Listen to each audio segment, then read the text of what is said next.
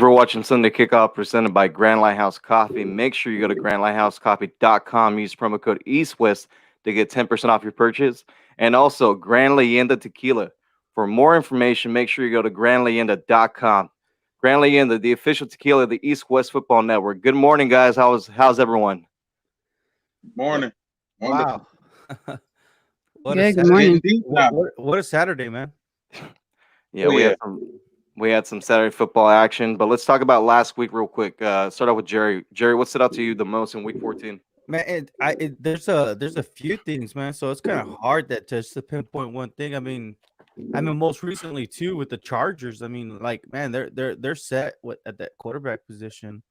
Look at the Buffalo Bills also too. I mean, wow, that just overall the most dominant conference right now in the NFL is the AFC, and I think it's just, if you get the right quarterback, you're gonna win some games. You're gonna get into the playoffs. So that's what stands out the most. Well, yeah, to me it was the Baltimore Ravens being able to bounce back and do what they were able to do against the Cleveland Browns in that weird type of game, given the fact they hadn't been able to score too much, period, but they were able to get things going against the Browns, given the fact that the Browns do have some injuries and they do struggle if they can get that pass rush going. So I'm going to go with not the Bengals, but the Baltimore Ravens. Coach. I think it's what Jerry said. I think it's the AFC is really the superior conference to the NFC. I think whoever comes off the NFC is going to not really threaten the top teams in the AFC. So that's what I saw. I think when you look at the teams that are, there for the playoffs, even that's left in the hunt, if the season ended today, the Browns, the Colts, the Titans, the Dolphins, those teams are 9-4 or better. I mean, Miami's 8-5, but you look on the other side, you're talking about a Washington team that is 6-7, and another team being when you look at the Bucks, who are 8-5. So I just think the AFC is a lot stronger. Sania. What stood out to me was the Bears finally breaking their 6-game losing streak because they dominated over the Texans. And you guys already know I'm a Bears fan, but honestly, I saw some interesting things happening in this game. One, I don't think Mitchell Trubisky is necessarily the answer, but I would say his athleticism and his legs definitely help this offense. This offense seems to work well with an athletic quarterback. You also have David Montgomery, Darnell Mooney, Allen Robinson, Cole Kmet, Jimmy Graham. I gave you 5 plausible options for this offense that all showed strength throughout this game. Allen Robinson had a fantastic game. I think that was finally when Chicago is starting to realize how to use him effectively because he's an underrated receiver. He's a great receiver, and the solid defense that overall came with that game. They just need to get better in their secondary coverage on the defensive side of the ball and find a way to really combat quarterbacks who can sling the ball down the field. The Bears have a lot of trouble with that, and they're going to have a lot of trouble with that against the Vikings again. Yes, and then also, too, we saw Jalen Hurts make his first career start in the NFL and beat the New Orleans Saints. And there's actually a report that just came out this morning that Carson Wentz wants out of Philadelphia if Jalen Hurts will remain the starter for the Eagles. So start out with Jerry. What do you think of the whole situation, and where do you think Wentz is going to end up? Oh, man. I mean, what can you do? I mean, that's a big cap space. I mean, you're talking about dead money right on the cap, especially when you move a player with a big contract like that. And I'm talking about Wentz, right? Because he got a rich deal. I mean, I understand he's finishing off his rookie contract, but after that, I mean, after the new year kicks in, I mean, that's when all those escalators start kicking in. It's gonna be kind of hard to roughly move around $40 million, and who's gonna want to pick up that kind of contract?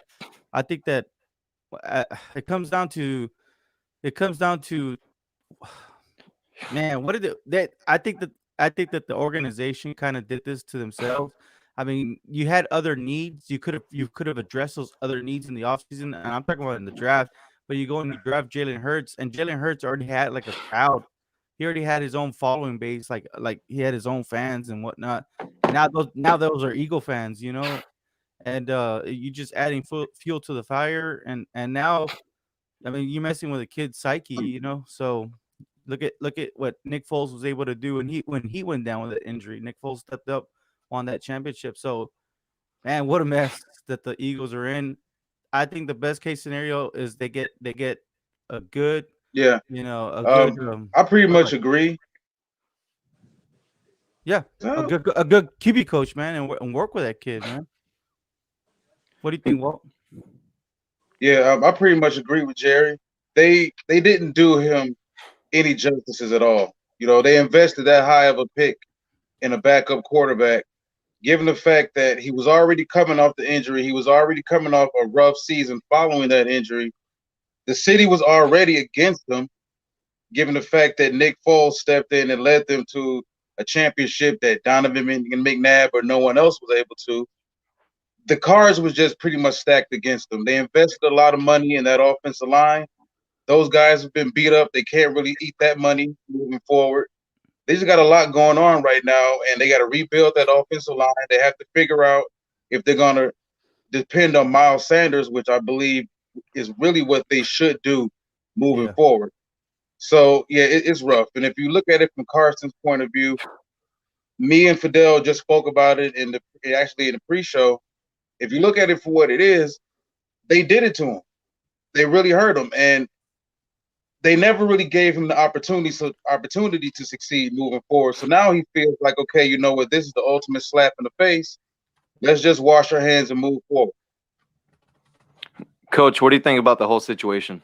I think it's a problem, a huge problem. Anytime you draft a player that high and you invest that big of an asset and give him a new contract, that's supposed to be your quarterback. And obviously that's not going to be the case. And so they're going to have a huge decision to make here.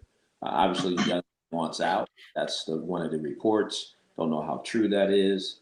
Jalen Hurts is excited about being the starting quarterback. What's going to happen in their locker room? He's going to have a group of people that are for him now. He just won a huge game against the Saints. People know that Carson Wentz is very talented, but he wasn't the reason why they won the Super Bowl. So I think there's a lot of things they're going to have to work through, and eventually I think Jerry Lurie is going to have to get involved and make a huge decision on which way they travel here in the future. Sania. Yeah, I mean, you guys have pretty much all hit the nail on the head. Like, ultimately, there are going to be some serious decisions that have to be made. And then ultimately, for Jalen Hurts, naturally, this is his rookie, for him, kind of like a rookie season start out where he gets to really show what he can do. But at the end of the day, each of those games is will I really be able to have that chance? Will I really be able to have that? Will I really be able to take advantage of that? And like Jerry said, that messes with the player's psyche, that messes with their abilities. And I would just hate for him to see all that wasted potential go down the drain because of a whole lot of extra stuff that's going on behind the scenes. Yeah, and I think one team to keep an eye out for, and William Walter just talked about this before we went on live, is the Indianapolis Colts. They're one of the teams that's going to have the highest cap space in the NFL next year. Some familiarity with Frank Wright, the head coach there. He coached Wentz when he had his best year in the NFL before he tore his ACL. So that's one team to definitely keep an eye for, and it's going to be definitely an interesting situation in the offseason with this Carson Wentz situation. All right, let's do a quick recap of Thursday and Saturday Night Football. Chargers beat the Raiders in overtime 30-27. Bills dominated the Broncos 40-19 and win the AFC East for the first time since 1995. Congratulations to the Buffalo Bills. And Packers beat the Carolina Panthers 24-16. All right, and let's check in with Sania Blue now for our injuries and COVID-19 updates.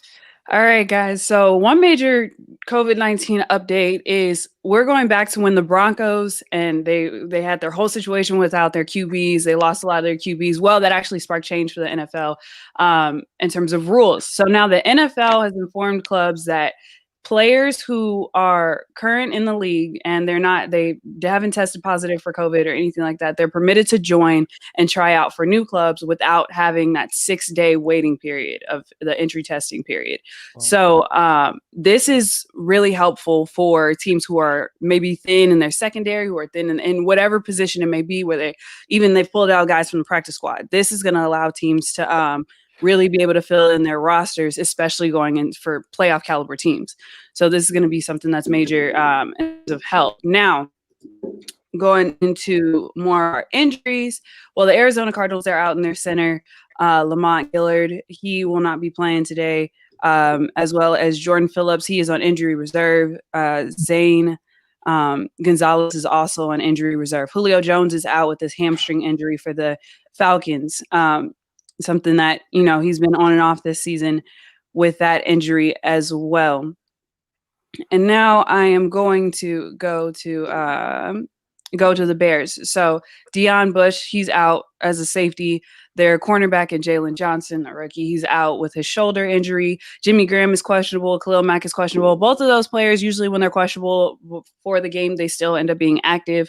I would just say Khalil Mack, I really hope that, shoulder, he's been questionable with that shoulder majority of the season and with his back as well. So seeing how that impacts this game against the Vikings is interesting.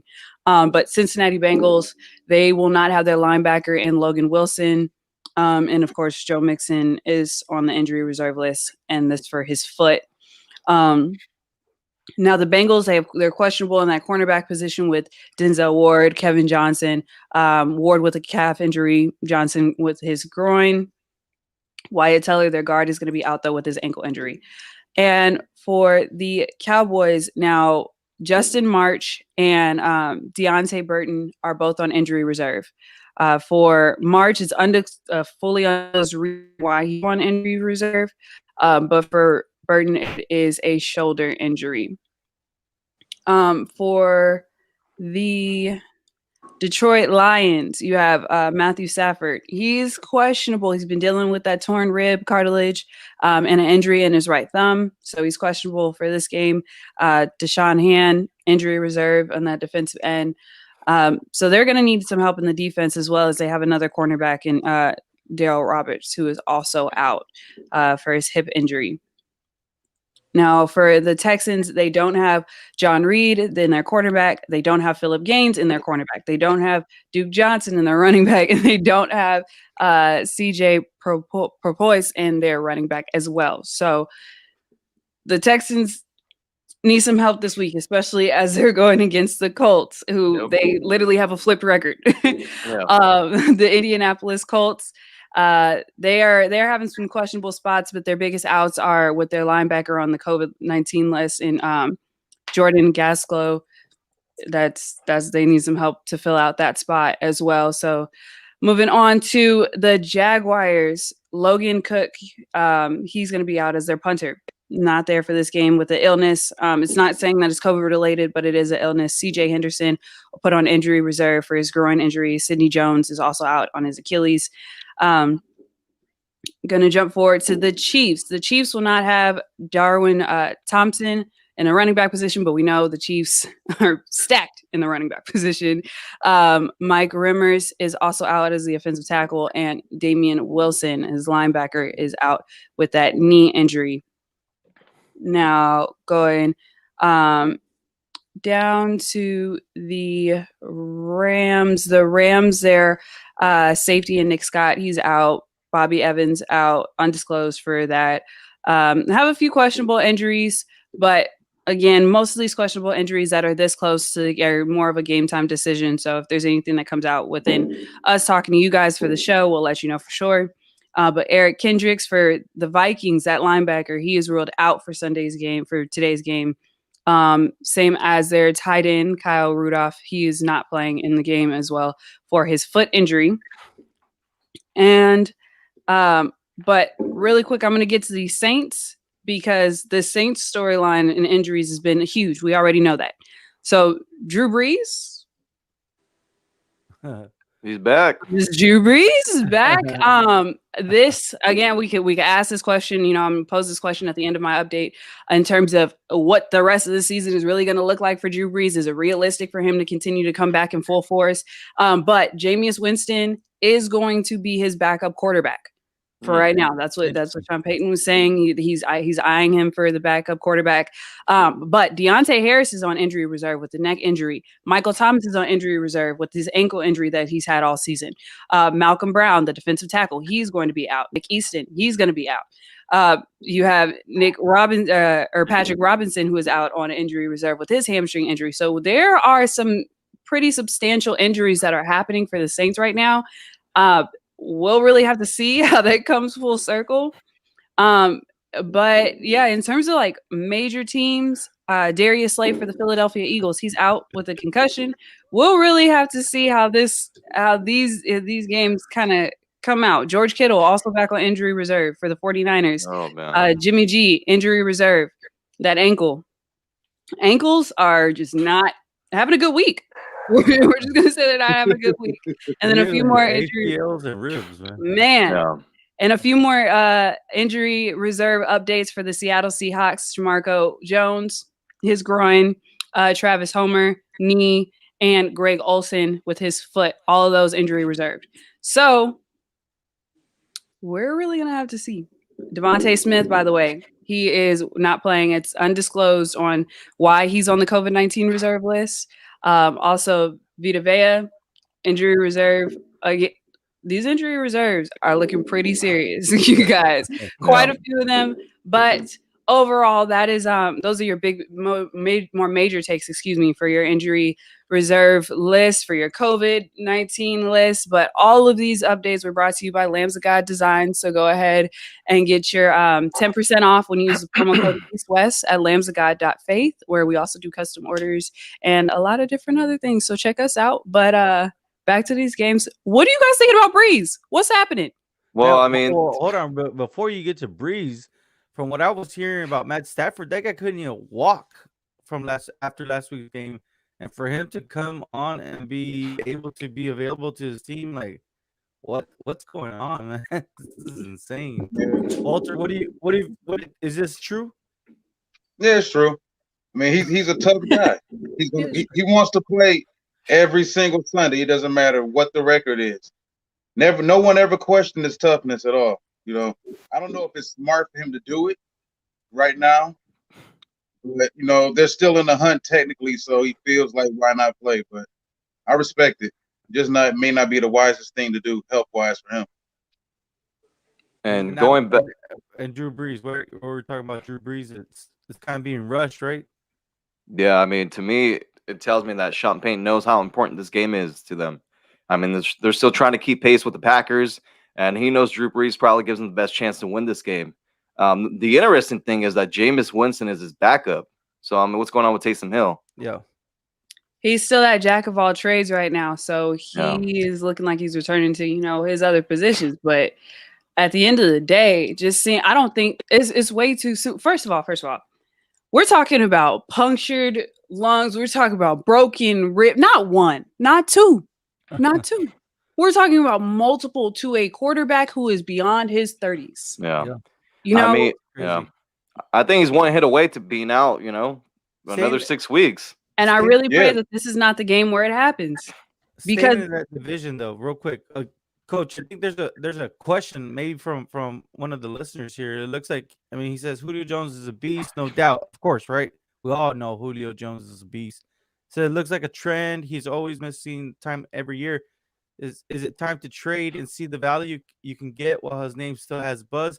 Now, I understand you, Coach, you're not one of those that will give up on a player like Julio, but what do you do at this situation? I mean, he could still play, but man, how do you help a player not get hurt, right? That's the right. Absolutely. I think you got to really look at it for what it is. There's a reason why these players, when it gets this time of the year, don't want to play. And they know that they don't have a chance of making the playoffs. They want to head into the off season being healthy. I'm just being very honest with you. These guys, they will come up with some things, and it makes it look like that they can't play. And one thing you can never know about a player, you get MRIs, is hamstrings, groins, and those things. And so players can. I'm not saying that's what he's doing, but I know those things happen. I would not get rid of this player. This player is still one of the premier receivers in the National Football League. He's waiting to see who's going to be the next coach. I hate to say it, but I believe that's what he's doing. Wow. All right. Let's talk about this Saints and Chiefs game. Obviously, it's probably the game of the day, right? Drew Brees coming back off an injury. Again, Saints are trying to keep pace with the Packers for the number 1 seed in the NFC. Jerry, do you think they're rushing Drew Brees back, and what are you looking forward to in this game? Look, some people were actually look at this. We had Matt What's going on, Matt? He said Hill doesn't look like a franchise quarterback, and then look, Hill is a turnover machine. I think both these gentlemen right here, they alluded to it. I mean, when you look at it, you have no choice. I mean, you have no choice. I mean, you're going to start a controversy with Jameis Winston. You already know what you can get out of Jameis Winston. Jameis Winston knows how to throw the ball around. And I mean, if he starts getting a little bit of success, I mean, right away, now you're pushing Drew Brees out. Let Drew Brees kind of I'm pretty sure they checked with him and said, hey, can you do it? He's like, I'm gonna be a little bit sore, but yeah, I can do it. I can push these next 2 weeks. Let me get this. This was supposed to be the goal, right? And it's cool. We talked to a Saints YouTuber / radio host, right? And TJ, and man, the way he dropped that knowledge was the Saints are Super Bowl or bust, and he said that they have the team right now, even with the broken Drew Brees, to get to the Super Bowl. So I think this is a statement game. I mean, for both teams, right? To see who's superior. I don't know, Jerry.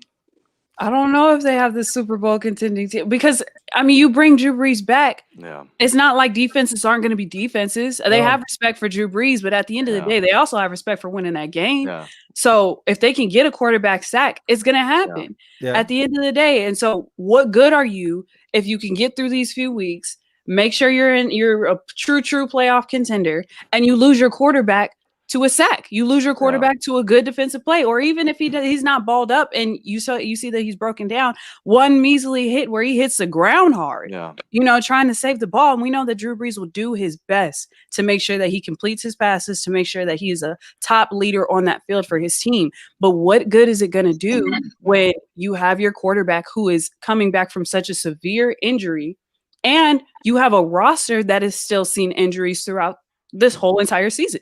Yeah. Who gives you the best chance to win and make sure you get into the playoffs? I mean, the only person you can really trust as far as that lineup of quarterbacks, unfortunately, is Drew Brees. I know, and that's because his skills are diminishing, but still, he's still smart. I mean, he's still intelligent. So, I mean, that's the goal every week is to win the game. So, I mean, when you look at it, I mean, you're not gonna, you can't, you cannot really take chances, especially with these.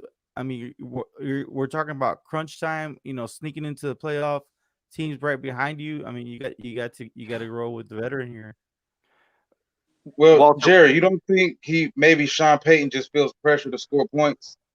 Well, like they really struggle to score. They struggle with Taysom Hill. I think at the end of the day, they still need Taysom Hill more than we're giving him credit for. Yeah. Because he helps in the run game a lot. And in order for the Saints to really move forward, they're going to have to be able to run the ball. They got to be able to run the ball down people's throats because Michael Thomas is gone. Brees was already a shell of himself before the rib injuries and the punctured lung. Sure. So now it's a situation where you have to lean on that defense even more. And they've been leaning on that defense last, 2 years, 3 years? Yeah. And we've had that discussion where come playoff time, Drew could have been the difference, and he wasn't in some of those games where the defense showed up, showed out, and Drew just didn't make the plays because he's not the same guy he was. So they need Taysom Hill. They need a certain amount of packages for him because Drew, in my opinion, Drew can't get it done. Not being the guy. What a mess, though, man. I'll tell you this: the Saints, that they don't have no cap space. Some of their top players, right? Like Matt Marshall and Lattimore, Ryan Ramczyk. I mean, these guys are all due for contract extensions. They're able to keep Alvin Kamara, but still, like you said, I mean, you need those playmakers, especially. I just think that in this game, I think that, man, the Saints are really backed up against the wall. It's gonna be a tough game for them, but that defense is gonna, they're gonna hold, like you said, they're gonna hold it down for them as much as they can. But how much can you hold back Patrick Mahomes? Coach, let me get your thoughts. Coach, I see his wheels turning. First of all, I think we have to understand the Saints this year has beaten one team that's above 500, and that was the Tampa Bay Buccaneers. Go look at their record. Mm-hmm. That they've beaten one team that's above 500. Mahomes is 8-0 in his career versus top 5 scoring defenses. Okay, the Chiefs have won 10 straight road games. Alvin Kamara has had less than 100 scrimmage yards in the last 6 games. Mhm. So I don't see it. We keep talking about how great the Saints are. Go look who they beat. I mean, Yeah. you got to go look at who teams are beating before we crown them and say they're finna go to the playoffs or the Super Bowl or all those things. One of the biggest things in this game is Sean Payton better be right by playing Drew Brees. He better be right. Well, coach, do you Oh. think that he's rushing him? Do you think Yeah. he's rushing him back in? Yeah, because if he gets hurt, and I think it's because of Walter said, they need to score points in this game. Can't score points, they have no chance of winning. And At so all.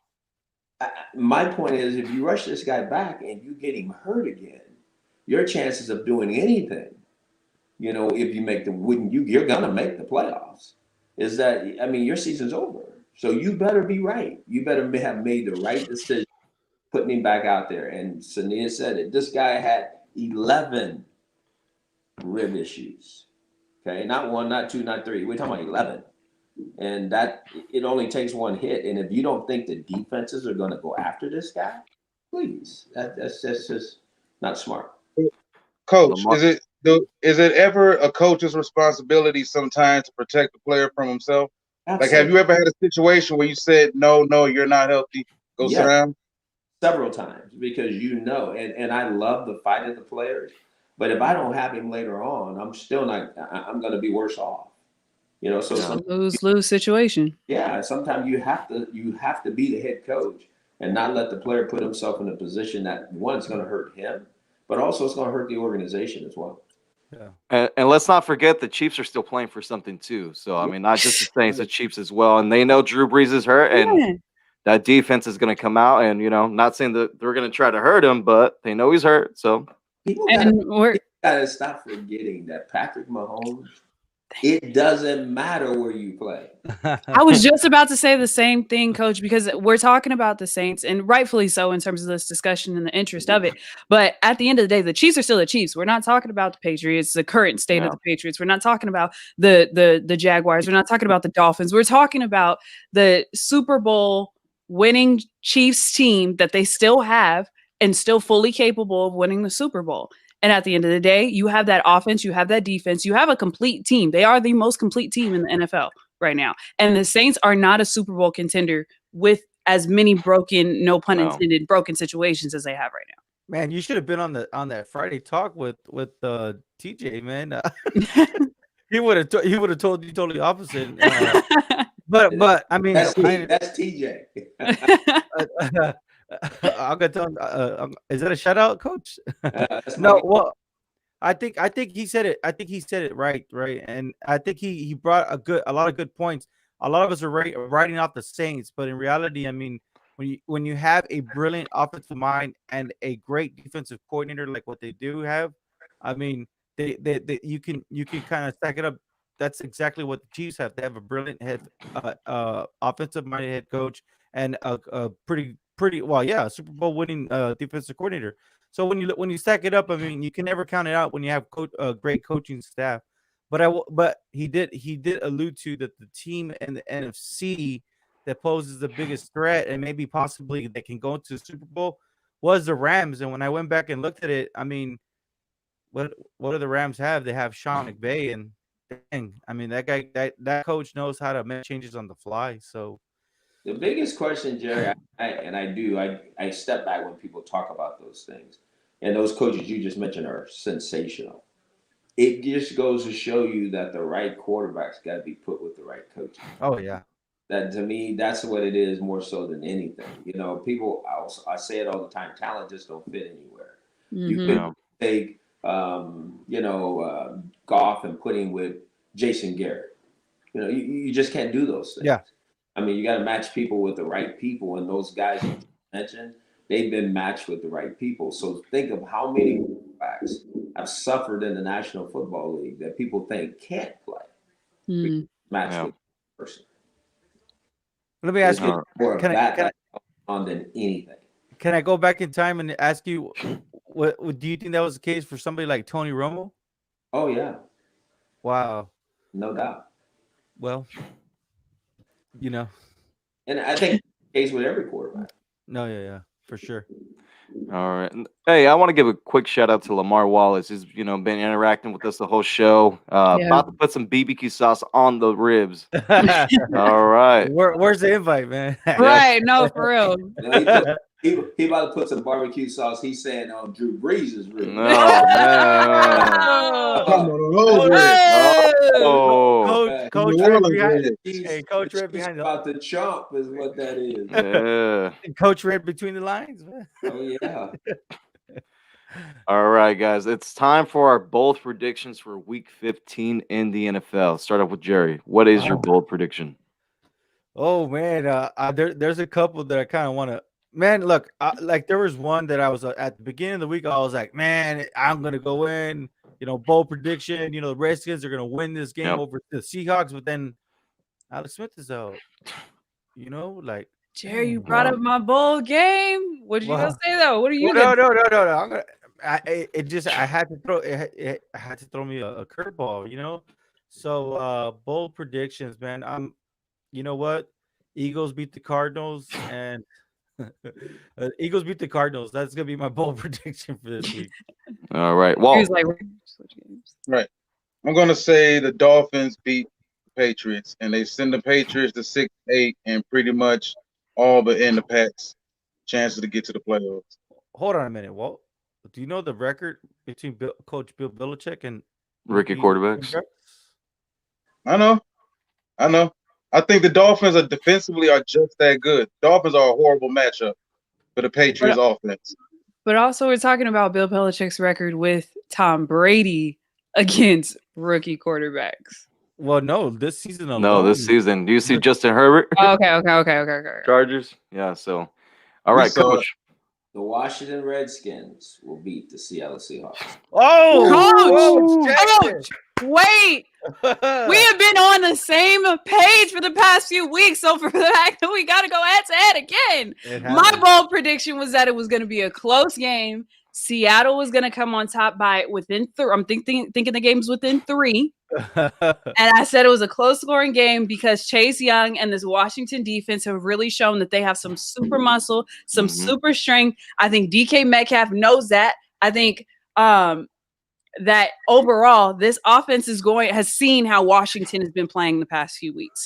And so they're going to put in those muscles. I don't know what DK Metcalf puts in his cereal in the morning. I don't know what he puts in his protein shakes, but he probably put 2 more pounds of it today. And so I'm really excited. This is probably going to be the game that I watch very, very closely. Of course, I have my games that I watch throughout the week, but this one I'm definitely going to look at. By the way, did you guys see during Chase Young's interview, one of his post-game interviews from last week, he had his mom on the phone and she was running through all those stats, just saying how well he did. That kid, and he's not, I don't even know if I can call him a kid. We're probably like the same age, but that guy is man, I think he's going to have a great game, but I'm going to say Seattle takes it within 3. Coach, we'll talk about it later. I'll text you.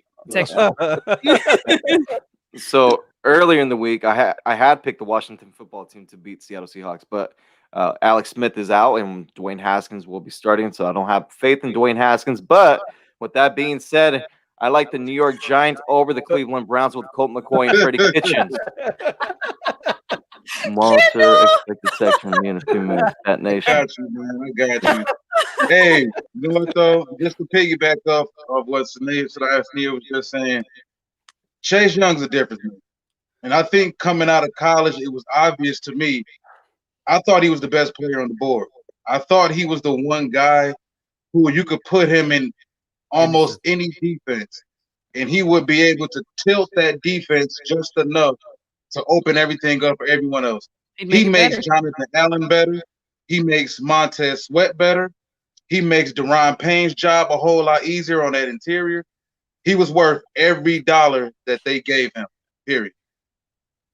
Man, I mean, can you just imagine DK Metcalf and him just kind of like, I mean, going to them two or like Jim Rose? If we saw a DK Buddha situation happening with DK and Chase Young, oh my goodness, my social media would be lighting up. My Twitter, you'd see just caps all over my Twitter, all kinds of.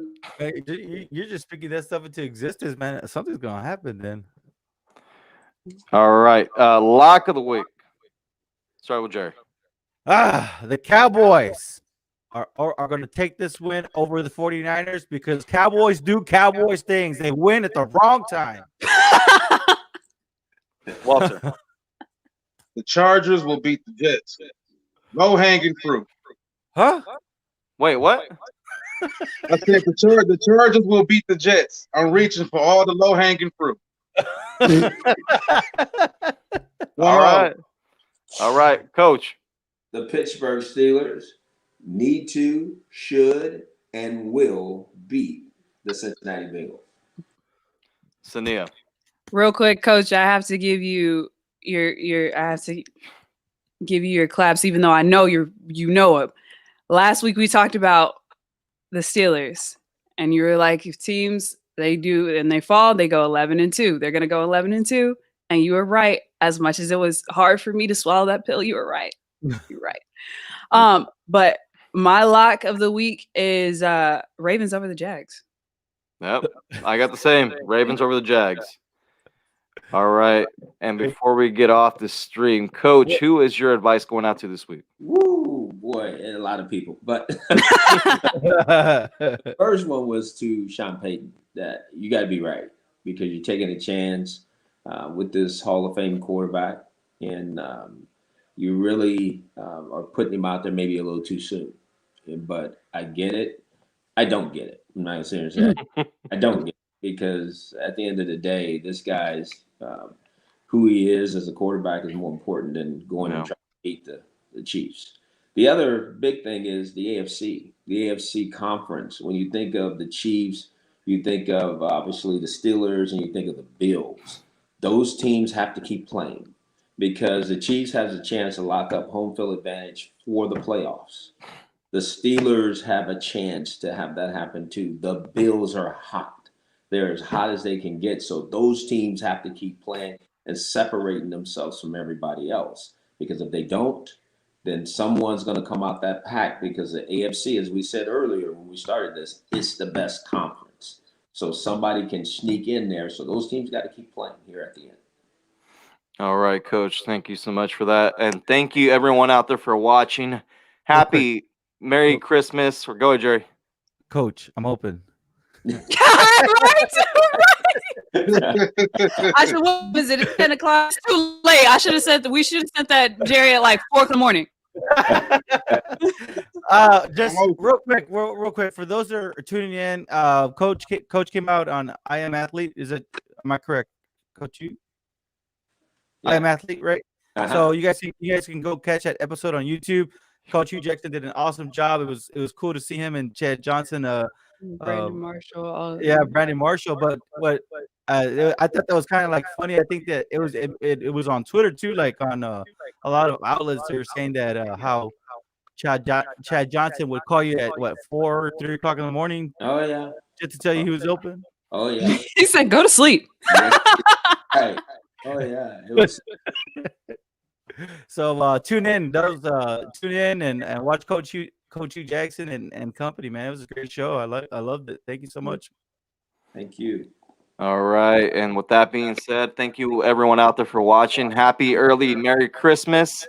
And you guys stay safe, and we'll catch you guys next week. Thank you for watching. Thanks. And Zeke is out.